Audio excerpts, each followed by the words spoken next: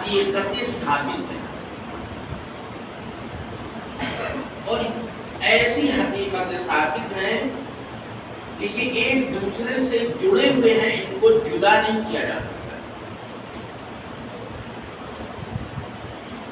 اسی لیے میں نے جس آیہ کریمہ کو سرنامہ کلام قرار دیا ہے، اس میں پروردگار ارشاد فرما رہا ہے، خود پیغمبر سے خطاب کر کے ارشاد فرما رہا ہے، الم تر کیف ضرب اللہ مثلا، کیا آپ نہیں دیکھتے کہ اللہ نے کیسے مثال دی ہے کلمہ طیبہ کی۔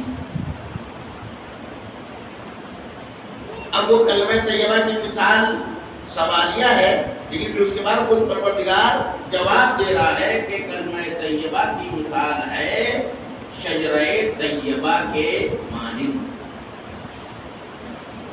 شجرہ طیبہ کیا ہے؟ کہا کہ اصلھا ثابت و فرعھا فی السماء، جس کی اصل ثابت رہتی ہے اور جس کی شاخیں کیا ہیں؟ وہ بلند ہے۔ توجہ چاہ رہا ہوں، اس عشرہ مجالس کا انعقاد اس بات کی دلیل ہے کہ کلمہ طیبہ شجرہ طیبہ کی طرح ہے جس میں ثبات پایا جاتا ہے۔ جہاں ثبات نہیں ہوتا وہاں تذکروں میں بھی ثبات نہیں پایا جاتا، وہاں یاد میں بھی ثبات نہیں پایا جاتا۔ آپ یہ ذکر اہل بیت، یہ مجالس جو آپ برپا کر رہے ہیں، یاد رکھیے کچھ بھی ہو جائے مگر یہ ذکر مٹ نہیں سکتا۔ کیوں نہیں ہو سکتا؟ کیونکہ اصل ثابت ہے، جو اصل ثابت ہے وہ کبھی مٹ نہیں سکتا۔ توجہ چاہ رہا ہوں، ظاہر بات ہے کہ آج ایک تمہیدی گفتگو ہے، ایک مقدماتی گفتگو ہے اصل موضوع تک پہنچنے کے لیے۔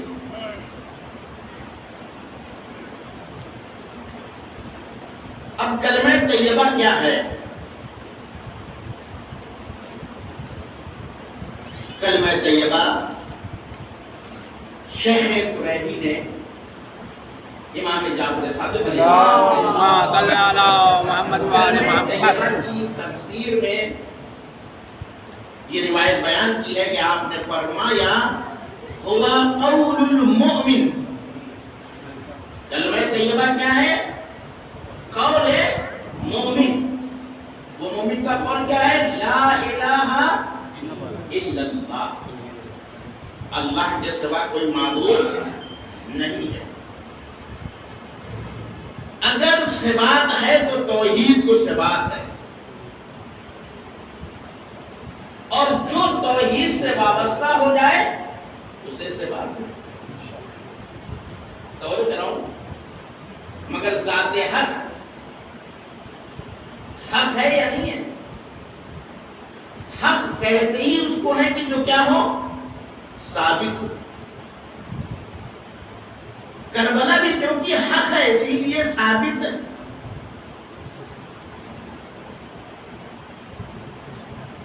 تو آپ نے فرمایا کہ کلمہ طیبہ سے مراد کیا ہے؟ ہوا قول المؤمن لا الہ الا اللہ، محمد رسول اللہ، علی ولی اللہ، خلیفۃ رسول اللہ۔ یہ ہے کلمہ طیبہ۔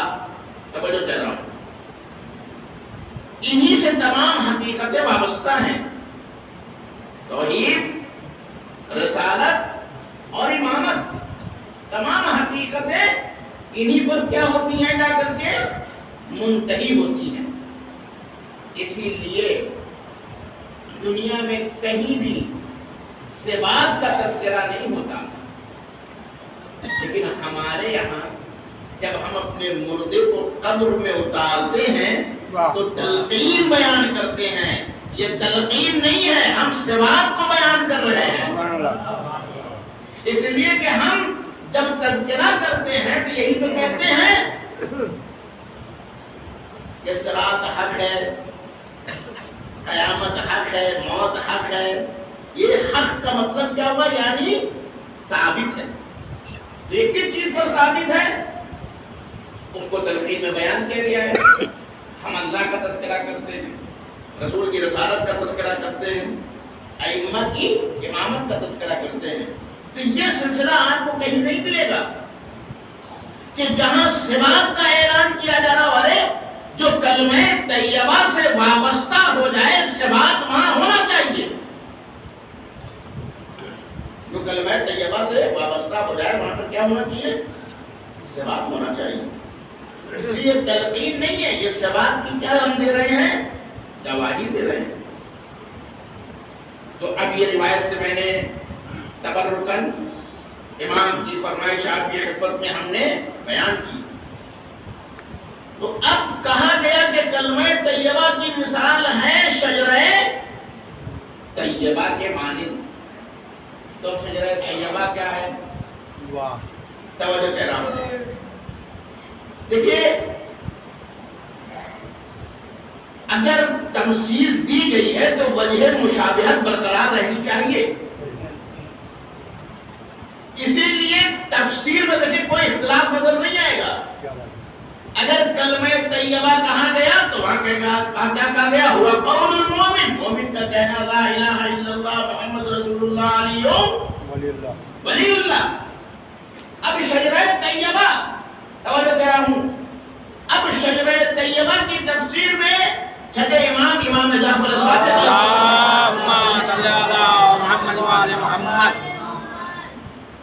آپ فرماتے ہیں کہ ہمارے جد رسول خدا نے فرمایا. دیکھیں جو درخت ہے اس میں ایک جڑ ہے، اس لیے ہم اصول دین کو اصول دین اسی لیے کہتے ہیں. دین کی جڑ ہے. توجہ کر رہا ہوں، توحید دین کی کیا ہے؟ جڑ ہے. رسالت دین کی کیا ہے؟ جڑ ہے. امامت دین کی کیا ہے؟ جڑ ہے. کہا کہ درخت کو تم خوب پہچانتے ہو، معقول کو محسوس سے اگر تشبیہ دے دی جائے تو انسان جلدی سمجھ جاتا ہے. اس لیے بچوں کو پڑھانے کے لیے، معقول کو سمجھانے کے لیے تصویروں کا کیا لیا جاتا ہے؟ سہارا لیا جاتا ہے. کیونکہ یہ عقلی چیز کو کس کے ذریعے سے سمجھ سکتا ہے؟ جو وہ سامنے دیکھتا ہے، محسوس کرتا ہے، اپنے حواس خمسہ کے ذریعے سے، اپنے سینس آرگنز کے ذریعے سے جو وہ سمجھتا ہے، محسوس کرتا ہے. اسی لیے معقول کو تشبیہ دے دی جاتی ہے محسوس سے. خدا کا تم شجرہ سمجھتے ہو، درخت کو سمجھتے ہو. تو اب درخت میں کیا ہے؟ جڑ. کہا کہ وہ جڑ کون ہے؟ پیغمبر نے فرمایا کہ میں اس شجرے کی جڑ ہوں. یہ میں نے کہہ رہا ہوں. چھٹے امام ہے جعفر صادق علیہ السلام.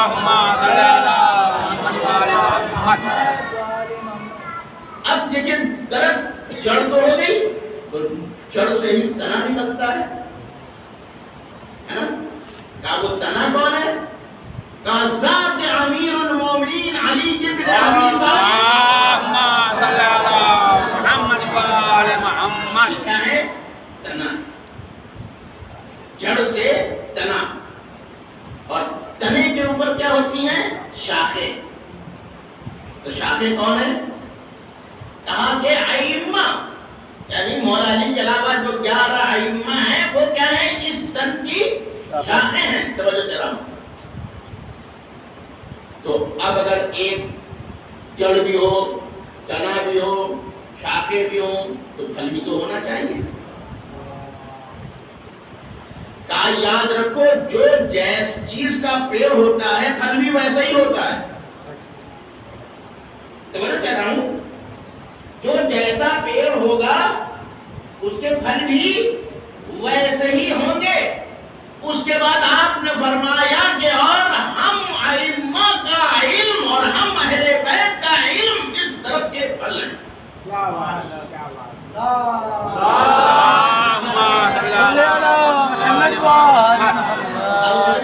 یعلمہم الکتاب والحکمہ، کتاب اور حکمت کی تعلیم۔ توجہ کہہ رہا ہوں، اب آپ کو وہ حدیث بھی سمجھ میں آ جانی چاہیے، انا مدینۃ العلم وعلی بابھا، میں شہر علم ہوں اور علی اس کا دروازہ۔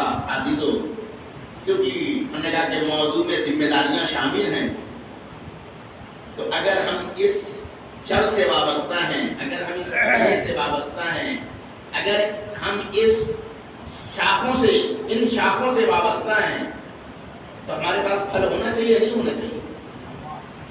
اور وہ پھل کیا ہے؟ علم اور معرفت۔ توجہ کہہ رہا ہوں، اگر ہم ائمہ کے علوم سے واقف ہوتے چلے جائیں تو ہم شجرہ طیبہ کے ثمر سے استفادہ کر رہے ہیں۔ تو اس لیے ہماری ایک ذمہ داری یہ بنتی ہے کہ ہم علوم آل محمد کیا کریں؟ حاصل کریں، تبھی ہماری جو حقیقی نسبت ہے وہ ان سے کیا ہوگی؟ ثابت ہوگی۔ تو چلیے، پھل کا تذکرہ ہو گیا، شاخ کا تذکرہ ہو گیا، تنے کا تذکرہ ہو گیا، جڑ کا تذکرہ ہو گیا، مگر پتیاں تو رہ گئی ہیں، تو اس کی پتیاں بھی تو ہونی چاہیے۔ اللہ اکبر، وہ پتیاں کون ہیں؟ کہا حسین گنج کے امام باڑے میں آ کے دیکھو، یہ جتنے لوگ بیٹھے ہیں وہ اس شجر کی پتیاں ہیں۔ ایک صلوات دے دے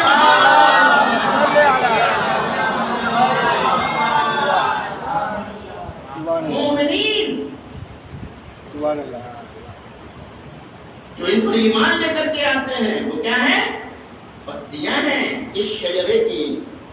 تو عزیزان گرامی، اگر جڑ کو ثبات ہے، اگر تنے کو ثبات ہے، اگر شاخوں کو ثبات ہے، کیونکہ اگر جڑ مضبوط تو تنا مضبوط، تنا مضبوط تو شاخیں مضبوط، شاخیں مضبوط تو پتیاں رہیں گی، اور صرف پتیاں ہی نہیں رہیں گی، میووں کے ساتھ رہیں گی، پھل کے ساتھ رہیں گی۔ اس لیے راوی پوچھتا ہے چھٹے امام سے کہ کیا مولا صلی اللہ محمد وآل محمد ہوتا رہتا ہے ان درخت کی پتیوں میں کمی اور اضافہ بھی ہوتا رہتا ہے؟ کہاں جب کوئی مومن اس دنیا میں آتا ہے تو اس شجرے کی پتیوں میں اضافہ ہو جاتا ہے، اور جب اس دنیا سے جاتا ہے تو وہ برگ ساقط ہو جاتا ہے اور گر جاتا ہے، اور وہ کمی واقع ہو جاتا ہے۔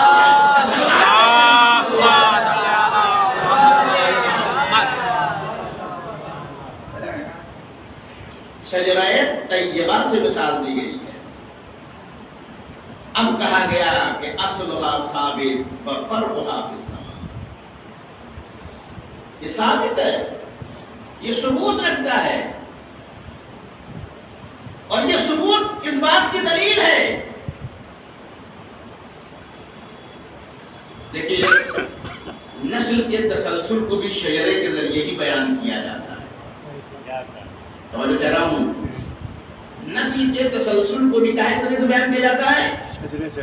شجرے کے ذریعے سے بیان کیا جاتا ہے، نہیں بیان کیا جاتا ہے؟ یاد رکھیے، کوئی شجرہ بچے یا نہ بچے، کوئی شجرہ بچے یا نہ بچے، مگر جو شجرہ طیبہ سے وابستہ ہے وہاں سے بات ہوگا، وہاں سے بات ہوگا۔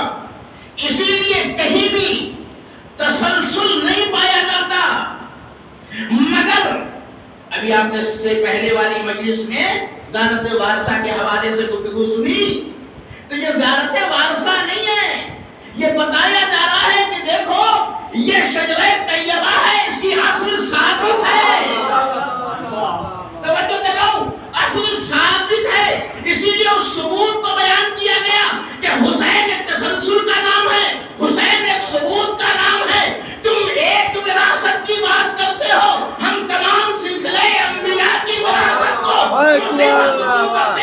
کیونکہ یہاں منقطع نہیں ہو سکتا. یہی وجہ کہ اللہ نے بھی حقیقت کو سمجھانے کے لیے جب پیغمبر سے خطاب کیا تو کہا تجھ کو کوثر دیا ہے, تیرے دشمن کو ابتر بنایا ہے. یہاں سے بات نہیں ہے, تو جو کوثر والا ہے سے بات ہی سے بات ہے.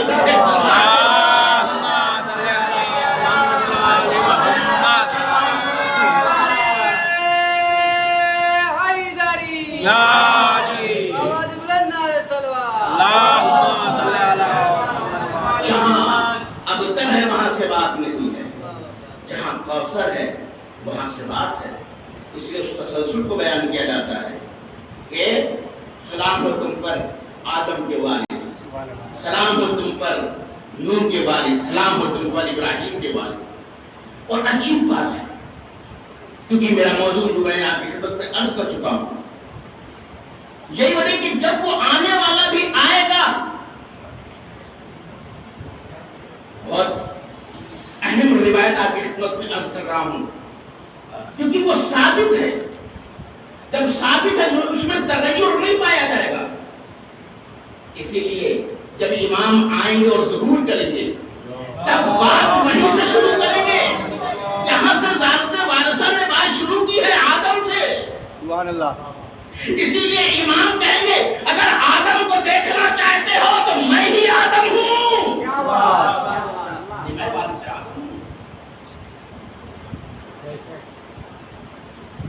اگر نوح کو دیکھنا چاہتے ہو, نوح کے بیٹے کو دیکھنا چاہتے ہو, وہ بیٹا جو مومن تھا اس کو دیکھنا چاہتے ہو تو وہ میں ہوں. یہی وجہ ہے کہ جب کوثر کا نمائندہ ابتر کے محل میں آیا تو یہی تو جملہ کہا انبن مکہ و منا, انبن زمزم و صفا. میں ہی مکہ کا بیٹا ہوں, میں ہی میرا کا بیٹا ہوں, میں ہی زمزم کا بیٹا ہوں, میں ہی صفا کا بیٹا ہوں. یاد رکھنا شخصیتوں کی وراثتیں آثار کی صورت میں بھی ہوتی ہیں. جو آثار ہیں وہ ہمیشہ وابستہ ہیں. سبحان اللہ. واہ, یہ سے بات ہے, یہ سے بات ہے. یہاں پہ تغیر نہیں پایا جا رہا ہے. اس لیے وہاں پر بیان کر دیکھیے, میں نے کہا کہ ادھر زیارت وارثہ اگر کربلا میں زیارت وارثہ ہے تو سیم اور اسی کی طرح امام کی روایت ہے تو اس میں آپ انبیاء کا نام لیتے ہیں اور اس کے بعد کہتے ہیں کہ مجھے دیکھو, مجھے دیکھو, کیونکہ اس سے بات ہے نا, یہاں تغیر اور راہ نہیں ہے. اور عزیزو اب ایک جملہ آپ کے حوالے کر رہا ہوں. اگر ہم ایک انسان ہے بہ رہا ہوں لیکن اگر اسے کوئی ثابت درخت مل جائے اور وہ اسے پکڑ لے تو بہتا ہوا انسان, کیونکہ ثابت چیز کو اس نے پکڑ لیا ہے لہذا محفوظ ہو جائے گا. توجہ کر رہا ہوں, اس نے ثابت چیز کو پکڑ لیا ہے اس لیے وہ کیا ہو جائے گا, مضبوط ہو کر کے اور سمجھ جائے گا. عجیب روایت میں نے پڑھی, امام باقر اسلام فرماتے ہیں, عجیب روایت ہے. دیکھیں آپ اگر سبات سے وابستہ ہیں, آپ نے جڑ پکڑ لی ہے, آپ بہیں گے. ہاں کبھی ہو سکتا ہے کہ لغزش کھا جائے, پیر پھسل جائے, لیکن کیونکہ سبات سے دامن وابستہ ہے اسی لیے امام باقر علیہ السلام رسول خدا سے یہ بات نقل کرتے ہوئے ارشاد فرماتے ہیں کہ محب علی, مولا علی کا چاہنے والا مومن اگر ایک پیر سے صراط سے لغزش کھانے لگے, عجیب روایت ہے, ایک پیر سے پھسل گیا, ایک پیر صراط مستقیم سے ہٹ گیا, پیر پھسل گیا, لیکن کیونکہ صراط سے وابستہ ہے اس لیے کہتے ہیں کہ اگر ایک پیر سے پھسل جائے تو دوسرے پیر سے ثابت ہو جائے گا. سبحان اللہ. اور قیمتی حدیث ہے یہ, کیونکہ صراط سے وابستہ ہے نا, تو جب صراط سے وابستہ ہے تو پھسل بھی جائے تو بہے گا نہیں, واپس آئے گا. ایک پیر سے پھسلے گا تو دوسرا پیر جو ہے اس کو صراط پر کیا رکھے گا, ثابت قدم رکھے گا. توجہ کر رہا ہوں. اسی لیے اگر لغزشیں ہو بھی جائیں اگر گناہ ہو بھی جائے کیونکہ سبات سے دامن وابستہ ہے اس لیے اس کے پلٹنے کے چانس ہیں. توجہ دے رہا ہوں, اس کے پلٹنے کے چانس ہیں. یہی وجہ کہ یہ کبھی بھی حور میں تبدیل ہو سکتا ہے. واہ توجہ دے رہا ہوں, یہ کبھی بھی حور میں کیا ہو سکتا ہے, تبدیل ہو سکتا ہے, کیونکہ سبات سے اس کا دامن کیا ہے, منسلک ہے. یہ بہے گا نہیں, یہ اسی میں غرق نہیں ہو جائے گا, گناہوں ہی میں غرق نہیں رہے گا, بلکہ دوسرا پیر اسے وہاں سے نکالے گا اور حق کی راہ پر کیا کر دے گا, ثبات قدم اس کے حق کی راہ میں جو ثبت قدم کیا ہو جائیں گے, ثابت ہو جائیں گے. اس کے بعد آپ نے فرمایا کہ اور محبت علی اسے جنت میں لے کے جائے. ثبات ہے, میں تو کہہ رہا ہوں ثبات ہے تو نتیجہ بھی تو ثبات کی صورت میں آئے, نتیجہ بھی ثبات کی صورت میں آئے گا. تو عزیزو, اگر آپ نے میری بات یہاں تک سن لی ہے تو اب میں اسی سلسلے کلام کو آگے بڑھاتے ہوئے صرف آج آپ کی خدمت میں کہنا چاہتا ہوں کہ یہ فرش ادا جو ہمیشہ بچتا رہتا ہے, یہ اس بات کی دلیل ہے کہ ثبات کا فرش بچھا ہوا ہے. سبحان اللہ. واہ یہ ثبات کا فرش ہمیشہ کیا ہے, بچھا ہوا ہے. دنیا میں ہزاروں آفتیں آ جائیں مگر یہ فرش ہٹ نہیں سکتا ہے, یہ ذکر ہٹ نہیں سکتا ہے. اس کو ثبات ہے, یہ ثابت رہے گا. خدا کی قسم, مگر بنی امیہ نے کتنا چاہا, بنی عباس نے کتنا چاہا. حق تو یہ ہے کہ یہ فرش تو وہ ہے کہ جو یزید کے محل میں بھی ثابت ہوا. کچھ ثبات ہے, توجہ دے رہا ہوں, ثبات ہے.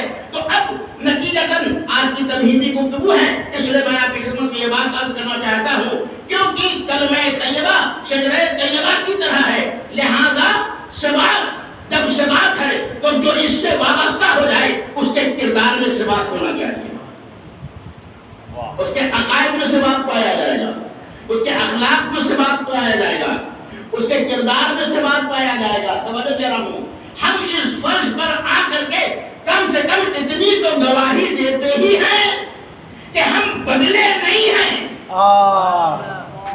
توجہ دے رہا ہوں, ہم کم سے کم اتنی تو گواہی دیتے ہیں کہ ہم بدلے نہیں ہیں, ہم ثابت ہیں. توجہ دے رہا ہوں, ہم ثابت ہیں. اسی لیے جو شجرہ طیبہ سے وابستہ ہو جائے وہاں نسل میں ثبات آ جائے, کردار میں ثبات آ جائے, اخلاق میں ثبات آ جائے, عقائد میں ثبات آ جائے, اور پھر اس طریقے سے ثبات آئے کہ اسے ناصر بنا دے. کیا بات ہے. توجہ کر رہا ہوں, اسے ناصر بنا دے. کیونکہ میں آج ایک روایت آپ کی خدمت میں عرض کرنا چاہتا ہوں اور وہ میرے اس موضوع سے بھی کیا رکھتی ہے, تعلق رکھتی ہے. اگر شجرہ طیبہ سے وابستہ ہیں اور اس کی اصل ثابت ہے تو جو نصرت ہوگی وہ بھی ثابت ہوگی. ایک بہت اہم روایت آپ کی خدمت میں عرض کرنے جا رہا ہوں. امام حسین علیہ السلام نے شب عاشور اپنے اصحاب سے خطاب کرتے ہوئے ارشاد فرمایا. کیا ارشاد فرمایا؟ اپنے اصحاب سے کہہ رہے ہیں, وہ بھی شب عاشور کہہ رہے ہیں کہ میرے جد نے مجھ سے کہا. توجہ سے رہا, یہ قول ثابت ہے, لاکھ منع حدیث ہو مگر کیا کسی کے منع کر دینے سے حدیثیں مٹ جائیں گی؟ جو کلمہ طیبہ کا مصداق ہے وہ قول ثابت کو بیان کرے گا. یہ کربلا میں امام حسین شب عاشور قول رسول نہیں بیان کر رہے ہیں بلکہ اس حقیقت کا اعلان کر رہے ہیں کہ جو کلمہ طیبہ رہتا ہوتا ہے وہ ثابت رہتا ہے, لاکھ پابندی لگا دی جائے مگر وہ بیان ہو کر کے رہے گا. مولا نے بیان کیا اپنے اصحاب سے کہ میرے جد نے مجھ سے فرمایا. کیا فرمایا؟ کہ میرا بیٹا حسین کربلا میں یکو تنہا غریب شہید کیا گیا. لیکن بات یہیں پہ ختم نہیں ہوتی ہے. اب یہاں سے اہم بات شروع ہوتی ہے. جس نے اس کی نصرت کی، توجہ کہہ رہا ہوں، جو میں نے کہا نا کہ کردار میں ثبات آ جاتا ہے. کیا معنی ہوتا ہے ثبات؟ جو اصل ثابت سے وابستہ ہو اس کے کردار میں کیا جاتا ہے؟ ثبات آ جاتا ہے. حقیقت ثابت سے وابستہ اس کے کردار میں بھی ثبات آئے گا. اب حقیقت ثابت کیا ہے اس کردار سے بھی واضح ہو جائے گا. اور جس نے اس کی مدد کی، یعنی پیغمبر کہہ رہے ہیں امام حسین کی خبر شہادت دینے کے بعد جو اس کی نصرت کرے گا اس نے میری نصرت کی ہے. میں توجہ کر رہا ہوں. جس نے اس کی نصرت کی اس نے میری نصرت کی، اور جس نے میری نصرت کی اس نے اس کے بیٹے قائم کی نصرت کی. سبحان اللہ. دیکھیں ثبات ہے نا، نصرت میں بھی ثبات ہے. یعنی جو آئندہ آئے گا اس کی بھی خبر دی جا رہی ہے. پھر اس کا مطلب تو یہ ہوا کہ توجہ چاہ رہا ہوں، اب ملائیے بیست کو کربلا سے اور کربلا کو انقلاب مہدی سے. جو اس کی مدد کرے، حسین کی مدد کرے، اس نے میری مدد کی ہے. توجہ کہہ رہا ہوں، یہ حقیقت ثابت ہے، لہذا کردار بھی ثابت رہے گا. اسی لیے جب ہم نے پہلی دعوت کا اعلان کیا تو ہم نے نوکر کا مطالبہ نہیں کیا تھا، ناصر کا مطالبہ کیا تھا. کر رہا ہوں، یہ دین کی حقیقت ہے، یہ دین کی حقیقت ہے. پیغمبر نے جب پہلی دعوت دی اور اس کے بعد متعدد جو دعوتیں دی اس میں کہے کا مطالبہ کیا ہے؟ ناصر کا مطالبہ کیا، نوکر کا مطالبہ نہیں کیا. آج ہمارے یہاں کچھ لوگ ہیں جو نوکر بننا چاہتے ہیں. اہل بیت کسی کو نوکر بنانے کے لیے نہیں آئے، اور نوکر کے سینس میں ثبات بھی نہیں ہے. نوکر اور ناصر کو سمجھنا ہے تو اسی چیز کو تو کربلا میں دکھایا چراغ گل کر کے. اگر یہ نوکر ہوتے تو چلے جاتے، مگر کیونکہ یہ ناصر تھے اس لیے ٹکے ہوئے تھے. کردار میں ثبات پایا جاتا ہے. توجہ ذرا، جس نے حسین کی مدد کی، پیغمبر کہہ رہے اس نے میری مدد کی. توجہ دے رہا ہوں، میری مدد کی. یعنی عاشور کہاں سے جڑ رہا ہے؟ بیست سے جڑ رہا ہے. ہم نے بھی نصرت کا مطالبہ کیا تھا، ہمیں بھی ناصر کی ضرورت تھی. نوکر نہیں چاہیے اہل بیت کو، بلکہ بہت سے لوگ اس سے بھی زیادہ بڑھ گئے ہیں. وہ اب اپنے کو نسبت دیتے جانوروں سے. کہتے کہ میں مثلا نعوذ باللہ کتے سے اپنے کو تشبیہ دیتے ہیں. نہیں کرنا چاہیے. اہل بیت کسی کو جانور بنانے کے لیے چھوڑ جائے تھے. خدا کی قسم ان کے در پہ جو جانور آ گیا وہ نہ جانے کتنے اونچے اونچے انسانوں سے بھی اونچا بن گیا. اہل بیت کسی کو جانور بنانے کے لیے نہیں آتے. آپ کی تو جانور سے نسبت نہ دیجیے. اگر ہم اہل بیت کے لیے جانوروں کا ایک زو تیار کرتے ہیں تو وہ کس کام کا؟ امام کو نہ نوکر چاہیے، امام کو کیا چاہیے؟ ناصر چاہیے. توجہ ذرا، ناصر بدلتا نہیں ہے، نوکر بدل سکتا ہے اور بدل جاتا ہے. اس کے کردار میں ثبات نہیں ہوتا، لیکن جو ناصر ہے اس کے کردار میں ثبات پایا جاتا ہے. مولا علی ناصر تھے یا نہیں تھے؟ ناصر تھے نا. کہا شب ہجرت سو جاؤ. یہ ناصر کا سوال ہے، میں سوؤں گا تو جان بچے گی. پیغمبر نے کہا کہ میں سو جاؤں تو کیا آپ کی جان بچے گی؟ پیغمبر نے کہا ہاں یہ علی سو گے تو جان بچے گی. اب صبح اٹھے علی تو کہتے ہیں کہ ایسا شب ہجرت میں سویا کہ کبھی سویا ہی نہیں تھا. سبحان اللہ. اب لوگوں کو یہ کہتے ہیں، لوگوں کو سمجھ میں نہیں آ رہا. کہہ رہے تلواروں کے سائے میں سونا، تلواروں کے نیچے سونا، کسی کو نیند آ سکتی ہے؟ کہا کاش تم نے رات میرے سوال کو سمجھ لیا ہوتا تو صبح میرے جملے کو بھی سمجھ جاتا. میں نے رسول سے یہی تو پوچھا تھا کہ اگر میں سو جاؤں گا تو جان بچے گی. یعنی ابھی تک تو میری ذمہ داری جاگ کر کے بچانا تھا. میں ناصر تھا تو میرا کام تھا جاگنا تاکہ رسول کو بچاؤں، لیکن جب سرکاری لائسنس مل گیا سونے کا تو اگر سوؤں گا نہیں تو جان خطرے میں پڑ جائے گی۔ یاد رکھو، اگر علی جاگے گا تب بھی رسول کی عبادت، اگر علی سوئے گا تب بھی رسول کی عبادت۔ کہا یاد رکھو، دنیا میں جو نوکر سو جاتے ہیں وہ بچا نہیں پاتے، لیکن جو ناصر ہوتا ہے وہ جاگے گا تب بھی بچائے گا، جب سوئے گا تو تب بھی۔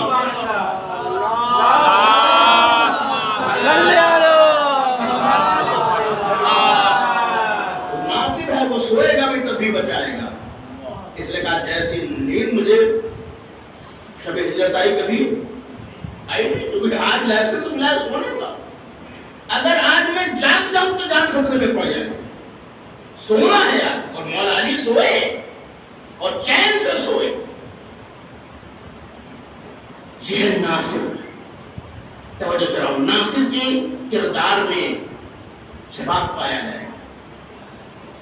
اب سمجھ میں آیا کہ جنازہ رکھا ہوا ہے رسول کا، سب ادھر ادھر چلے گئے، مگر جو ناصر ہے اس کے لیے کس کی اہمیت ہے؟ رسول کی اہمیت ہے، رسول کی جنازے کی اہمیت ہے، ثبات پایا جاتا ہے۔ کچھ زمانے کے بعد آئے ایک چیز منوانے کے لیے، کہنے لگے نہیں ہم آپ کو خلافت دے دیں گے، مگر ایک شرط ہے ہماری۔ کیا ہے؟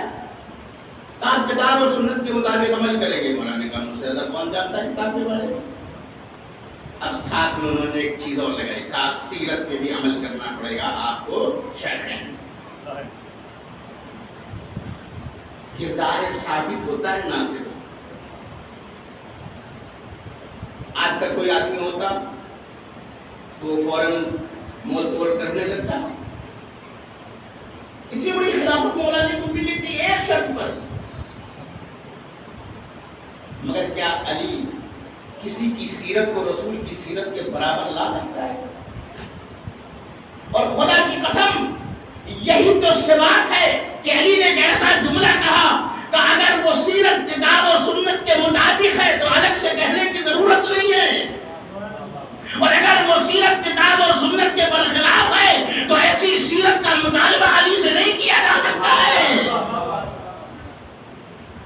یہ ناصر ہے، یہاں کیا پایا جاتا ہے؟ ثبات پایا جاتا ہے، کردار میں ثبات۔ جو اس کی مدد کرے گا، جو حسین کی مدد کرے گا اس نے میری مدد کی، اور جو میری مدد کرے گا اس نے کس کی مدد کی؟ آنے والے کی مدد کی۔ پیغمبر کہہ رہا ہے، توجہ کہہ رہا ہوں، پیغمبر ہمیں اور آپ کو متوجہ کر رہے ہیں، یہ مجلس لوریاں نہیں ہے، یہ مجلس رسم نہیں ہے، یہ مجلس آپ کو ناصر حسین سے ناصر امام زمانہ بنانے کے لیے ہے۔ سبحان اللہ، سبحان اللہ۔ یہ مجلس ناصر حسین سے ناصر امام زمانہ بنانے کے لیے کردار ثابت رہے گا۔ اگر حقیقت ثابت ہے تو کردار کیا رہے گا؟ ثابت رہے گا۔ اور جہاں تک آپ نے بات سن لی تو بس ایک روایت اور آپ کی زحمت میں نے تمام کر دی۔ تو بیان تمہیدی گفتگو ہے، جب مولا امام حسین علیہ السلام شہید ہوئے تو شہادت کے بعد آپ کی قبر پر 4000 فرشتے امام حسین علیہ السلام کی شہادت کے بعد آتے ہیں اور وہ وہیں پر رکے ہوئے ہیں۔ اب میں اس کی تفصیل آپ کو بعد میں بیان کروں گا کہ یہ 4000 فرشتے اور روایتوں کا جو جوڑ ہے اس کو سمجھنا بہت ضروری ہے۔ یہ انشاءاللہ ذمہ داری کے ماتحت ایک بات آئے گی، کیونکہ آج ایک گڑبڑی یہ پیدا ہو رہی ہے کہ ہم کیا کرتے ہیں کہ ایک روایت لیتے ہیں لیکن دوسری روایتوں سے کیا رہتے ہیں؟ غافل رہتے ہیں۔ اسی لیے وہ نتیجہ ہم نہ حاصل کر سکتے ہیں نہ نتیجہ دے سکتے ہیں۔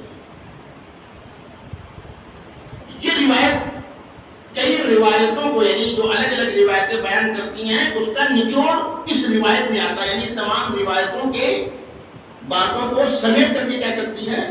بیان کرتی ہے۔ لیکن میں ابھی اس موضوع کو چھڑنا نہیں چاہتا ہوں، صرف آج تمہیدی گفتگو ہے تو اصل روایت کی طرف اشارہ کرنا چاہتا ہوں۔ اصل روایت یہ ہے کہ امام حسین علیہ السلام کی شہادت کے بعد آپ کی قبر مطہر پر 4000 فرشتے نازل ہوتے ہیں، وہ وہیں رکے ہوئے ہیں اور وہ انتظار کر رہے ہیں۔ کیا انتظار کر رہے ہیں؟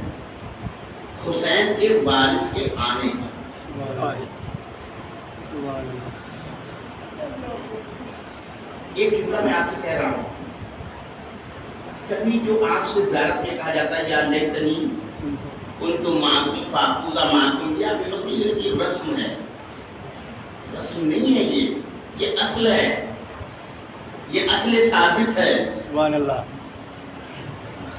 یہ لفاظی نہیں ہے کہ ہم سے کہا جا رہا ہے کہ کاش ہم آپ کے ساتھ ہوتے تو اپنی جان آپ پر کیا کر دیتے، قربان کر دیتے۔ یہ 4000 فرشتے وہ ہیں جو کاہے کے لیے آئے تھے؟ اصل بھی امام حسین کے پاس پہلے آئے تھے آخری وقت میں۔ ان 4000 فرشتوں نے آپ سے اجازت چاہی تھی کہ ہم آپ کی مدد کریں۔ امام حسین علیہ السلام نے ان کی مدد کو کیا کر دیا تھا؟ مدد لینے سے کیا کر دیا تھا؟ توجہ چاہ رہا ہوں، لیکن روایت جو جمع کر کے بیان کیا تھی تب نتیجہ سمجھ میں آتا ہے۔ یہ 4000 فرشتے پہلے امام حسین کی خدمت میں آ چکے تھے۔ جب امام نے اجازت نہیں دی، توجہ دے رہا ہوں، تو یہ پھر بارگاہ الہی میں حاضر ہوئے اور اب جو واپس پلٹے تو اللہ سے اجازت لے کر کے آئے کہ مدد کریں گے۔ یعنی پہلے بھی اللہ سے اجازت لی تھی، لیکن اللہ نے اجازت دی تھی کہ جاؤ حسین سے اجازت لو، اگر وہ دیتے ہیں اجازت تو مدد کرو۔ توجہ کرو، دیکھیں یہ روایتوں کا جمع کرنا ہوتا ہے۔ پہلے انہوں نے اللہ سے اجازت لی نصرت حسین کی، اللہ نے کہا جاؤ اگر حسین تمہاری نصرت کو قبول کرے تو تم اس کی نصرت کرو۔ وہ آتے ہیں اپنی نصرت کی پیشکش کرتے ہیں، مگر امام نے کہا کہ نہیں، اس امتحان کو مجھے خود دینا ہے، اس لیے تم ہماری نصرت نہ کرو۔ تو اب حسین سے اجازت نہیں ملی۔ توجہ چاہ رہا ہوں، خدا کی قسم، ارے اجازت بھی اصل ثابت ہے۔ اب سمجھ میں آیا کربلا والے کیوں حسین سے اجازت لیتے تھے؟ توجہ چاہتے ہیں، تاریخ کا تسلسل کو ملا کے بیان کر رہا ہوں۔ کربلا کا ہر شہید امام سے اجازت لیتا تھا یا نہیں لیتا تھا؟ یہ اصل ثابت ہے، اجازت لیتا تھا۔ لہذا فرشتے بھی آئے اجازت لینے کے، لیکن حسین نے اجازت نہیں دی۔ وہ واپس گئے کہ بارگاہ خداوندی سے اجازت لے کر کے آئے۔ اللہ اکبر! اب اللہ نے مشروط اجازت نہیں کہا جاؤ اور مدد کرو، مگر اب جب وہ آئے تو حسین شہید ہو چکے تھے۔ توجہ کر رہا ہوں، تو بات یہ کہ جو میں نے کہا کہ آپ سے جو کہا جا رہا ہے یا لیتنی کنتم معکم، ارے یہ کوئی رسم نہیں ہے۔ وہ فرشتے مدد کے ارادے سے آئے تھے مگر مدد نہیں کر سکے، کہا یہ رائے گا نہیں جائے گا، ابھی وارث حسین زندہ ہے۔ اگر نصرت کا جذبہ تھا تو یہی نصرت حسین تجھے ناصر امام زمانہ بنائے گی۔ یہی نصرت حسین کا جذبہ تمہیں ناصر کیا بنائے گی؟ امام زمانہ بنائے گی۔ دیکھیں بہت اہم نتائج دکھ رہا ہوں میں، یہ روایتوں سے نکالا جاتا ہے، کئی روایتوں کو ملا کر کے ایک نتیجہ نکالا جاتا ہے۔ یہ یوں تھوڑی کہ ایسے لکھا ہوا ہے کہ ہم نے پڑھ لیا، نہیں، یہ روایتوں کے اندر سے اسی کو استنباط کہا جاتا ہے، اسی کو اجتہاد کہا جاتا ہے۔ سبحان اللہ جناب، سبحان اللہ۔ توجہ کرو مطالعہ گرامی، دیکھیں وہ آئے پہلے، حسین سے اجازت چاہیے، حسین نے اجازت نہیں دی، لیکن اپنے جذبے میں صادق تھے نا، پروردگار سے گئے، اجازت مانگی، اجازت ملی۔ اب یہ اجازت مشروط نہیں تھی، کہا جاؤ حسین کی نصرت کرو، مگر جب وہ یہاں آئے تو حسین شہید ہو چکے۔ کہا دیکھو کیونکہ تم اپنی نصرت کے جذبے میں سچے تھے، لہذا اب یہی رکے رہو، یہی رکے رہو۔ توجہ کراؤں، روضہ حسین منتظر گاہ ہے، سبحان اللہ جزاک اللہ سبحان اللہ سبحان اللہ کی جگہ ہے، ٹھہرو اور انتظار کرو، کوئی اور نہیں ہے، وہ حسین کی نسل سے ہی تو ہوگا، سبحان اللہ حسین کی نسل سے ہی ہوگا۔ لہذا اب یہ جو فرشتے قبر امام حسین علیہ السلام پر پرچم کیا ہے؟ یا اللہ سارات الحسین، ان کے پرچم پہ لکھا ہوا ہے یا اللہ سارات حسین حسین۔ کہتے ہیں اب یہ رہیں گے، کب تک رہیں گے یہاں پر؟ روزہ حسین پہ یہ فرشتے تب سے ہیں اور حالت انتظار میں ہیں، کیونکہ نصرت کا جذبہ صادق تھا تو ثبات ہے، سبحان اللہ یہ ثبات تم کو پہنچائے گا اور ناصر بنا کے رہے گا۔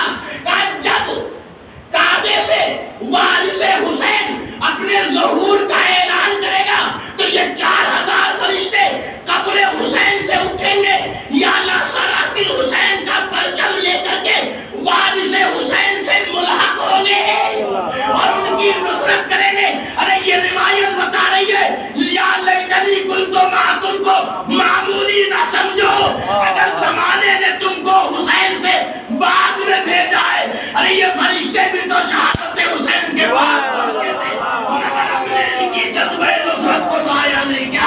تم بھی ناصر بن سکتے ہو اگر یہ یالا سارات حسین کا پرچم لے کر کے اس سے ملحق ہو سکتے ہیں، تو تم بھی فرش ادا سے یا حسین کہتے کہتے یا مہدی تک ملحق ہو سکتے ہو۔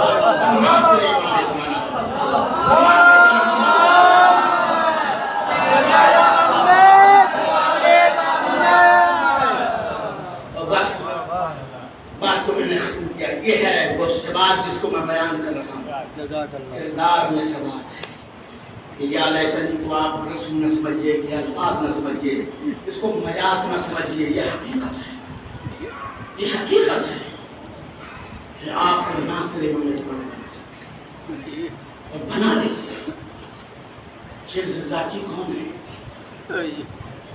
غدیر کے دن الحمدللہ آپ کو آزادی ملی، آپ کی زوجہ اور آپ کو جیل سے رہائی مل گئی، وہ بھی غدیر کے دن ملی، کیونکہ ولایت کا سچا عاشق ہے، اور ولایت کا سچا عاشق ہے۔ اور جب بری ہوئے تو یہ کہہ کر کے بری کیا گیا کہ ان کے اوپر کوئی جرم نہیں۔ اللہ اکبر۔ مولا علی نے کہا جو مجھ سے وابستہ ہو جائے اس کا کردار اتنا اعلیٰ ہو۔ بس عزیزو، ناصر بن جانا کوئی معمولی کام بھی نہیں ہے۔ 6 بیٹے شہید ہوئے ہیں، شیخ زکزاکی کے 6 بیٹے، 7 بیٹے تھے۔ اللہ ایک بیٹا زندہ اس کو زندہ رکھے، اس کو خیر و برکت کا ذریعہ قرار دے۔ 6 بیٹے شہید ہوئے، 3 بیٹے ایک ساتھ، 3 بیٹے ایک ساتھ شہید ہوئے۔ آپ اس باپ کو فرض کیجئے جو زخمی حالت میں اپنے بیٹوں کی نماز جنازہ خود نماز جنازہ پڑھائیے، خود نماز جنازہ، 3 بیٹوں کا جنازہ سامنے رکھا ہو، اور وہ بھی کوئی معمولی بچے نہیں تھے، بہت ہی اچھے نوجوان پڑھے لکھے ڈاکٹر انجینئر، دنیاوی تعلیم میں قوم تعلیم حاصل کی جا کر کے ایسے بچے جو باپ کے مشن کو آگے بڑھانے والے بچے تھے، وہ بچے شہید ہو جائیں اور بوڑھا باپ نماز جنازہ پڑھائے، اور نماز جنازہ پڑھانے کے بعد اس کے عزم و حوصلے کو دیکھ کر کے لوگ جب دلاسا دیں تو یہ کہتا ہوا نظر آئے کہ میرے یہ بیٹے علی اکبر پہ فدا۔ یہ ہے ناصر، سمجھو جناب، یہ ہے وہ ناصر، یہ کوئی معمولی بات نہیں ہے جو میں آپ کے مسائل آپ کے زحمت کہاں ہو گئی ہے۔ میرے یہ بیٹے علی اکبر پہ فدا، میرے یہ بیٹے حسین کے علی اکبر پہ فدا۔ یہ ہے کردار کا ثبات، یہ ہے ناصر۔ جو ناصر ہوتا ہے وہ ایسا ہوتا ہے، خدا کی قسم شاید پہلے لوگوں کو یہ روایت سمجھ میں نہ آتی ہو، لیکن ایسا بھی ہو سکتا ہے کہ 2 جنازے ہوں اور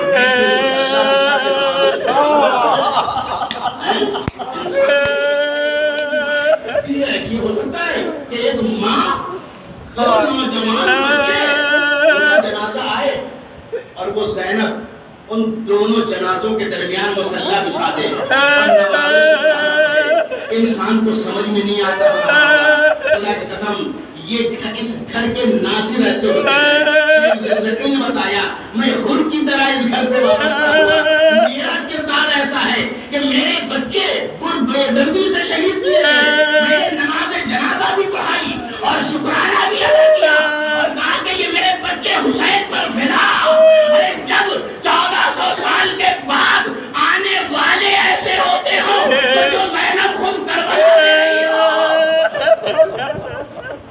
جو فاطمہ کی پروردگار، جو علی کی پروردگار ہو، جو رسول کی آغوش میں پلی ہو، وہ زینب کیسی ہوگی؟ یہی وجہ ہے بزرگان گرامی کہ بچوں کا جنازہ آتا ہے مگر زینب ہے تو جو ہے مصلی بچھاتی ہے، نماز شکرانہ ادا کرتی ہے.